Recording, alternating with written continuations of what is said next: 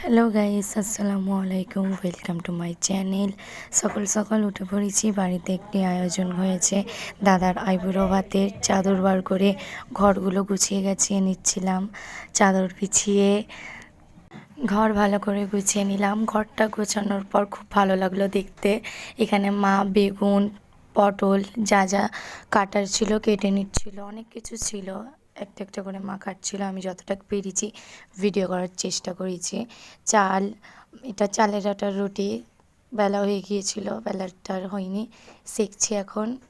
সেঁকা সেঁকা হয়ে এসছিল।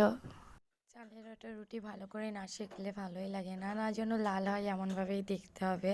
তো এখানে মায়ের ততক্ষণে ভাতটা হয়ে গিয়েছিল। এখন ভাতে কিশমিশ, পিস্তা বাদাম, কাজু বাদাম ঘিয়ে নাড়িয়ে চাড়িয়ে ভালো করে মিক্স করবে। মা দিচ্ছিল আস্তে আস্তে দিয়ে